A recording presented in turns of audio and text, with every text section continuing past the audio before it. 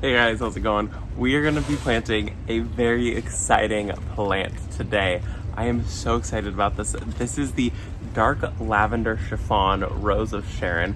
We have the white chiffon rose of Sharon on our property, and it is spectacular. It's a gorgeous, gorgeous plant. And so I got my hands on this one. This is the, what is it, like the not sibling, this is the child of the lavender chiffon, and so this is dark lavender chiffon. It is growing zones at 5 through 9. It's about 12 feet tall, 10 feet wide at maturity.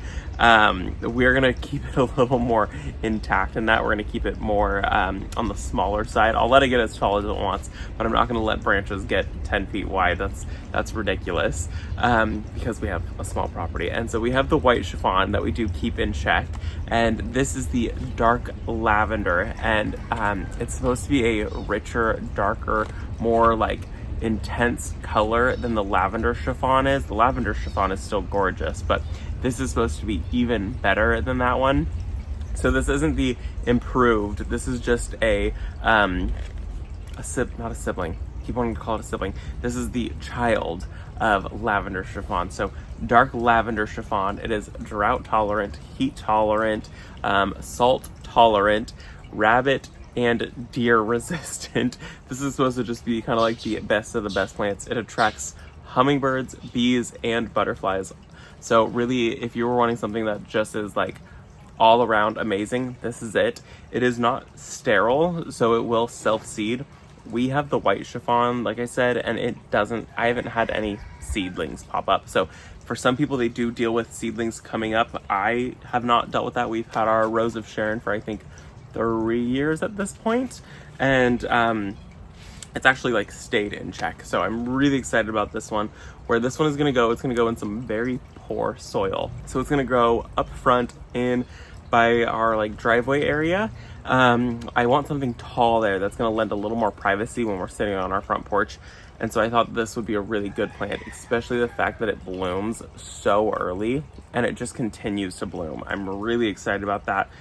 It's gonna bloom until there's a frost. It is deciduous, so it will lose all of its leaves. This one looks a little bit rough, but there is new life coming. You can see it right here. See, there's buds forming up. So there's not buds, there's like foliar growth forming up. So it is coming back. It just got shipped, and it was very, very sad, but it's happier now. So we're gonna get it planted. I'm really, really excited about this. Brent loves our Rose of Sharon that we have, and so to be able to add another one up to the front and to be able to add something that has some more color, I'm really excited about it. I think it's gonna be just the perfect addition up front. So let me show you guys where this is gonna go, and then we'll get it planted.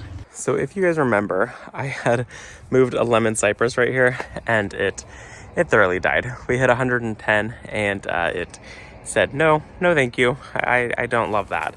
So we pulled it, and in its place, which is gonna be right about here-ish, we're gonna put the Rose of Sharon. So it should kind of like block us just a little bit on the front porch.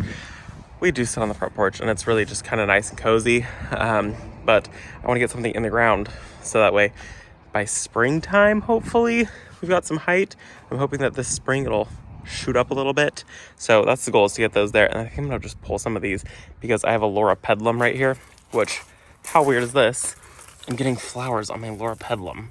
That should not be happening at all. So we're gonna pull some of these branches off of it so it can continue to get light. But apparently it wants to bloom right now.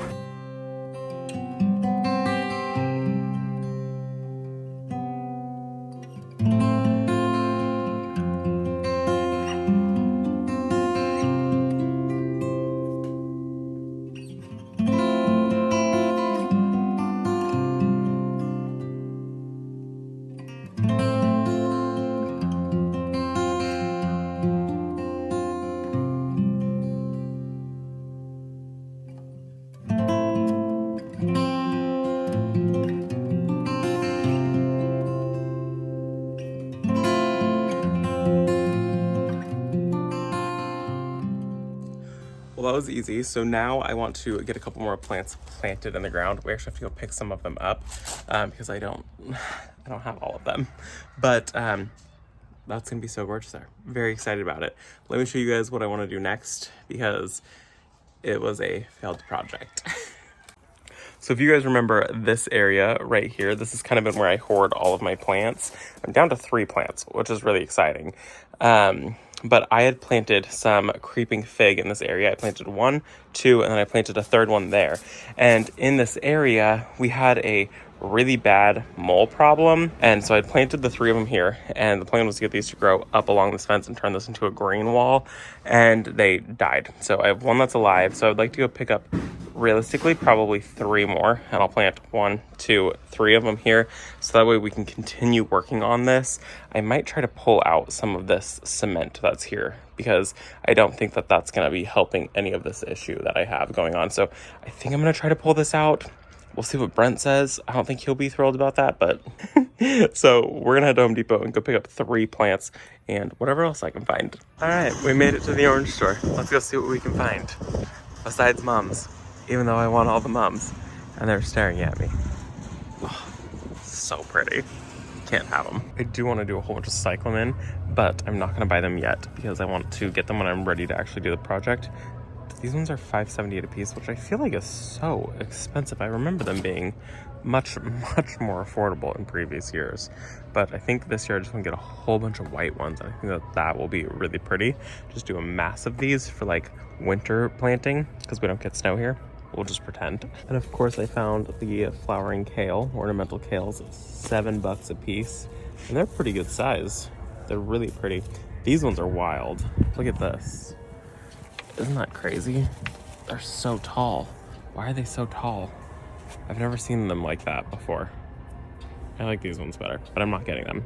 Oh gosh. Oh, isn't that so pretty? They'll last about 15 seconds. I'm looking where all of their vines are, and they don't have any creeping fig. They always have creeping fig here, so I don't know. I'm gonna go see if I can find it anywhere else. Here, I don't want to go to another nursery, but I did see one that was really tall, but I don't really want a really tall one. So we're gonna see if they have shorter ones. Look at this, is the tall one they had. I don't want one this big. This is way too big, and it's $36. I don't want to dig a hole that big. That's ridiculous. There's smaller ones. Found them. They're 15 a piece, and I think I'm gonna grab 3 of them because I'm gonna replace the one that doesn't look good. So we're gonna pick up 3 of these guys. This is creeping fig, and it just attaches to whatever it grows to. It says that it's partial sun, and it can get 15 feet tall. They can definitely get that big, no problem. And I think it's hardy in higher zones only. The problem with a lot of these Home Depot plants is they don't say the zone or anything like that, so we'll pop that up on the screen. But it is a higher zone only plant, but I do love it. I think they're so gorgeous. So we're gonna grab 3 of these guys. Here's one of my favorite trees that we have on the property. They're $13 a piece. These are Monterey cypress or lemon cypress, and they smell so good. They're so pretty, and they grow pretty quickly. You do want to keep them in the ground if you're gonna grow them. These are also a higher zone only. If you're gonna keep them in a container, you can totally do it, but they are water hungry if they're in a container. So they need to be watered a lot. They need to basically stay wet. Like you can see, this soil here is wet, and they need to stay wet in order to survive and do well. So if you're gonna grow them in container, lots of water. If you're gonna grow them in the landscape, all of a sudden they become a little more drought tolerant. Not sure what's up with that, but love these. For $13, they do grow pretty rapidly. And the one big one that we have on our property started out as this size. Brent got the plants, he's in the car. We're gonna head home and get those all planted now. We're back home, and I've got the 3 creeping figs, and those are gonna be so good right there if I can get them to actually grow. It's the very end of the day, so you can see this area gets a little bit more sun. It gets that hot afternoon sun, so that probably also played into why it didn't perform very well. But we're trying again. We're not giving up. I really want this to grow here. So 3 creeping figs, and I want this to just be a huge wall of green and like lush beautifulness. And I think creeping fig is it. The white is just very, very bright. I may even come in and end up painting the fence black if this doesn't work, just to kind of like kill some of the brightness on it, because it's a little bit much. So we're gonna move the plants, and we're gonna go ahead and move these guys so that way I can get to planting in there. And I might have to try to finesse the roots just a little bit because I don't know how well they'll do.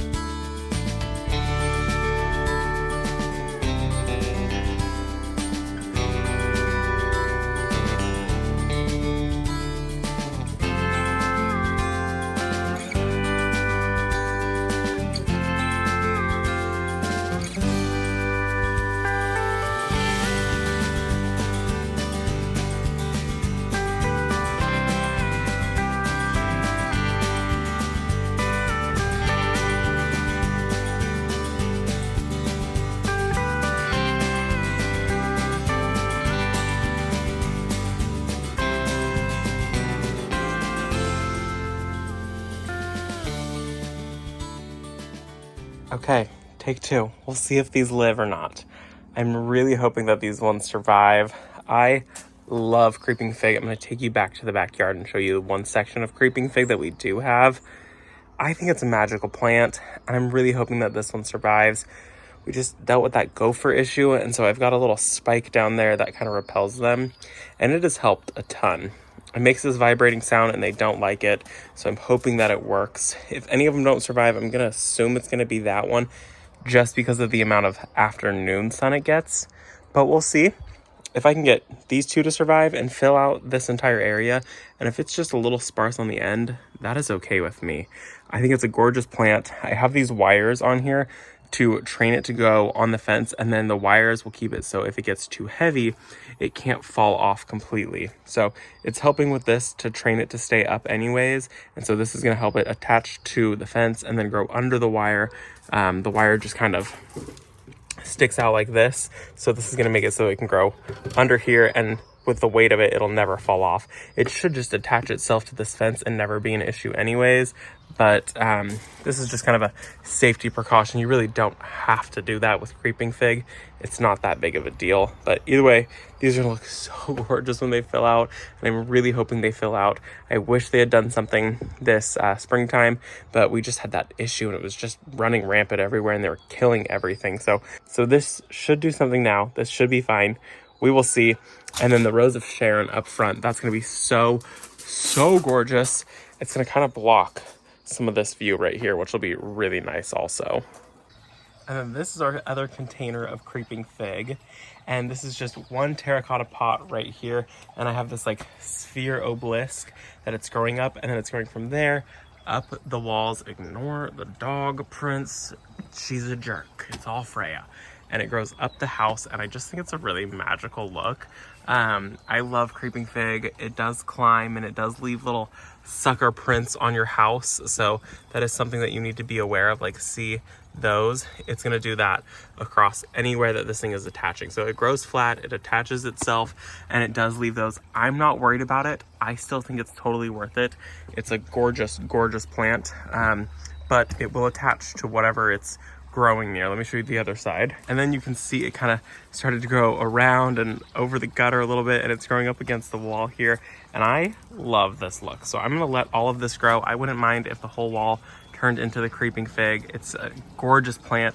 and I'm not too worried about the damage that it's gonna do, mostly because it is contained to a terracotta pot, so it can't get too big. The ones that are in the ground can get as big as they want because it's growing on a fence, and I'm not worried about that damage. This is all old siding anyways that needs to be replaced. So this is all old siding that needs to be replaced anyways, so it's not that big of a deal if it gets a little bit of damage on it. And like the damage isn't like ivy damage, but it does get thick, and the trunks do get thick on them. So this is something that, you know, if you're gonna plant it, maybe up against the house isn't the best idea, but maybe up against a fence is really nice. So I hope that you guys enjoyed the video. Thank you for going plant shopping with me and getting those 2 plants planted. Very, very excited to see that Rose of Sharon take off. It is a bummer because I had that lemon cypress up there and it didn't make it, but it's okay. That's just life. So thank you guys for coming along. Thank you for visiting our garden, and I will see you all in the next one. Bye, guys.